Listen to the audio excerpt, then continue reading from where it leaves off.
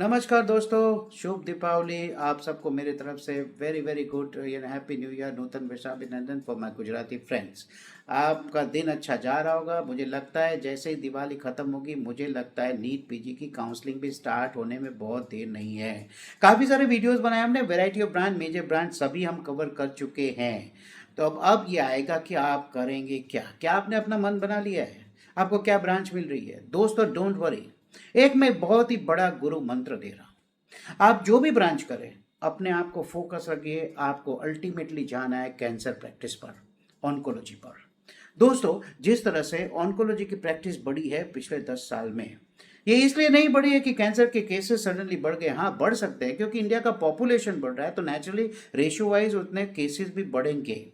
हाँ, जो भाई है, अल्कोहलिज्म है, टोबैको च्यूइंग है, कितना भी कुछ कर लो, जो लोग खाने वाले खाते ही है वो छूटते ही नहीं है, और unfortunately they and up with health crisis and and up with cancer.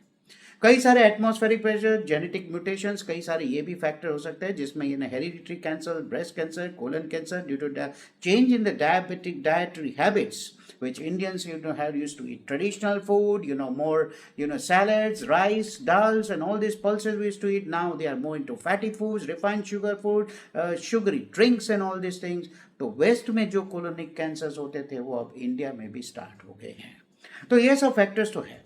दूसरा क्या है कि स्क्रीनिंग प्रोग्राम्स बढ़ गए हैं। स्क्रीनिंग प्रोग्राम्स हो गया, मैमोग्राफी हो गया, कोलोनोस्कोपी हो गया, सर्वाइकल पैप स्मीयर हो गया, तो ये भी काफ़ी सारा बढ़ गया है। तो इसके कारण भी कैंसर के केसेस बहुत बाहर आ रहे हैं। पब्लिक भी अपने आप को अवेयर हो गई है कि मुझे मान लो कोई यहाँ गांठ फील होती है, तो फीमेल्स तकरीबन mostly the females are so aware that they would directly seek help of a doctor. इतना तो है, मेल से ज़्यादा females are better in seeking help of a doctor and taking care of their health. तो cancer के cases, the volume of cases, the with the geographical spread of the cases increase like anything. आप सोचिए कि तो जो है next period में cancer का इंफ्रास्ट्रक्चर भी उस तरह से बढ़ रहा है। कैंसर हॉस्पिटल्स खुल रही है, कॉम्प्रिहेंसिव कैंसर हॉस्पिटल्स खोल रही है। पहले ये था एक ही डॉक्टर था, वो मान लो सर्जन है तो वो सर्जिकल कैंसर को सर्जरी के ट्रीट करेगा, फिर उसे रेडियोथेरापी में भेजेगा, फिर उसे कीमोथेरापी के, तो पेशेंट 3 का घूमते रहता था और रेडियोलॉजी के लिए चौथी जगह जाता था। तो अब क्या हो रहा है, कॉम्प्रिहेंसिव कैंसर हेल्थ की हॉस्पिटल्स कई सारी हो गई है। कई सारी फेमस ब्रांड्स है which I cannot take name in this place because I am not promoting any one. लेकिन comprehensive cancer care, that is cancer care in one roof, जहाँ मेरा टेस्ट भी हो जाए, रेडियो डायग्नोसिस भी हो जाए, मेरे को अगर कीमो रेडियो चाहिए तो वो मैं ले लेता हूँ, फिर सर्जरी करवाता हूँ, फिर पोस्ट सर्जरी भी मैं कीमो रेडियो लेना है, पैलिएटिव केयर भी मुझे मिल जाए, आईसीयू केयर भी मुझे मिल जाए, तो सब कुछ इन वन प्लेस ओनली। तो कैंसर का जो है बहुत ही, तो आप अपने आप का गोल रखिए, I will have to ultimately whatever I branch I take, I converge to cancer treatment. आप फिजिशियन हो गए, आप ऑनको मेडिसिन ले लीजिए।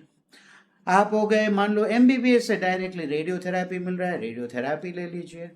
आप अगर रेडियोलॉजिस्ट बन रहे हैं तो आप कैंसर रेडियोलॉजिस्ट बनिए, ऑनको रेडियोलॉजिस्ट। जी हाँ, मैं बोल रहा हूँ ऑनको रेडियोलॉजिस्ट।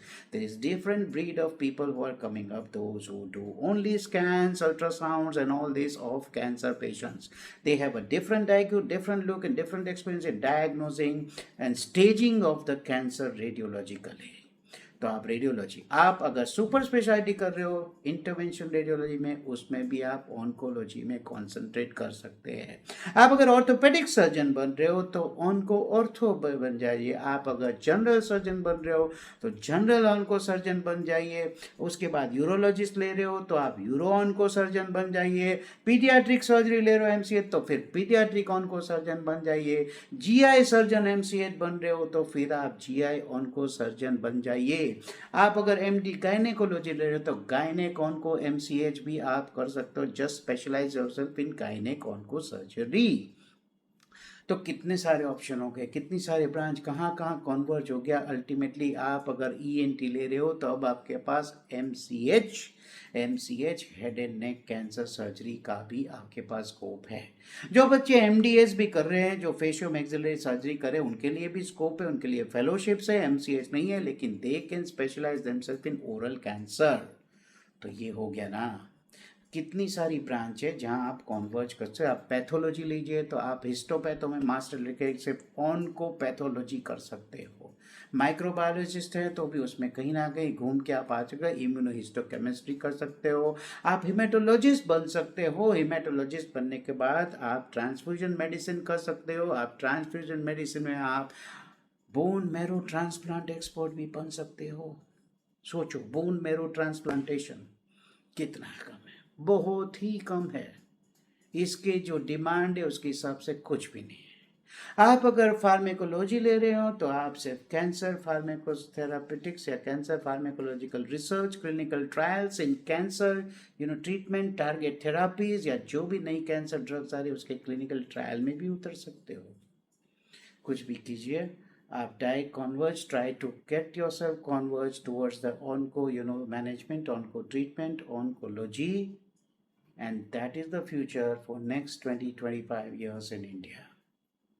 ये नहीं बोल रहा हूँ कि दूसरे ब्रांच बिल्कुल बकवास है, लेकिन कहीं ना कहीं कोई भी ब्रांच लीजिए, converge towards oncology is a better option today. आप अगर एनेस्थेटिस्ट बन रहे हो, भूल गया था मैं खुद एनेस्थीसिया हूँ, एनेस्थेटिस्ट बन रहे हो तो ऑनको एनेस्थेटिस्ट बन जाइए, ऑनको एनेस्थेटिस्ट। फिर उसमें भी आप कई लोग सेपरेट कर देते हैं। Those onco anaesthetist would only GI surgeries, cytoreductive and HIPECs surgeries, those anesthetists who do liver resection surgeries, those who do head and neck surgeries, ये भी सब स्पेशलिटी अपने आप डेवलप हो जाती है। आप किसी यूनिट, किसी डॉक्टर, किसी सर्जन उसके पास ऐसे लग जाते हो जो एक्सक्लूसिवली बहुत ही फेमस GI सर्जन हो, बहुत ही फेमस साइटो डिटेक्टिव हाइपेक सर्जन हो, अगर उस पर फिट हो जाते हो then you exclusively can practise on that field. और ये सब ब्रांचेस बहुत ही हाईली पेड होती है। मान लो आप लीवर ट्रांसप्लांट छोड़ो, लीवर ट्रांसप्लांट या और भी जो हाईपेक जैसी सर्जरीज है, अगर आप 5 केस कर लोगे महीने के तो आपकी जो नॉर्मल लोगों की सैलरी होती है उतना तो आप 5 केस में ही कमा लेंगे, 3 या 4 केस में भी कमा सकते हो। तो आप सोचिए, I hope you got my message.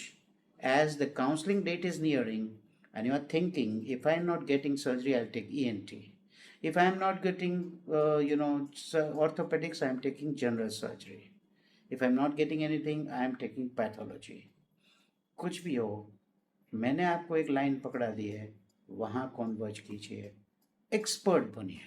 Once you are an expert and a master of that field, nobody can stop. So हमारे फील्ड में एक मान के चलिए, मीडियोकर्स एकदम हाई नहीं पहुंच पाएंगे। If you become mediocre practice, उस तरह की अगर सोच रखोगे तो आप स्टक हो जाओगे। Try to achieve elephant, try to eat elephant. ऐसा सोचिए कि एक एलिफेंट है, उसे मुझे खाना है, एक दिन में नहीं खा पाओगे लेकिन रोज थोड़ा थोड़ा खाओगे, अल्टीमेटली 3 साल में खा लोगे और तब आप तगड़े बन जाओगे। That is the way of thinking as you are approaching your counseling. If you like my video, please like, share and subscribe, और प्लीज़ मेरी चैनल को आगे प्रमोट कीजिए। This is just the beginning of our channel. I can promise you that nobody will give you a ground reality, a real-time practice guideline क्या situation है। I have had experience of India, international, Middle East, USA, UK. I worked everywhere. I know everywhere how it is done, what medicine is. So for this time, this much only. If you have any questions, please put it in the comment. I'll make sure I'll present it in the Q&A. अगर आप चाहते हो कि मैं आपका नाम लेके भी मैं कमेंट करूँ तो मैं ये भी कर सकता हूँ कि इस बंदे ने ये क्वेश्चन पूछा है। You can be, it is up to you. Thank you very much. जय हिंद, जय भारत, शुभ दिवाली once again.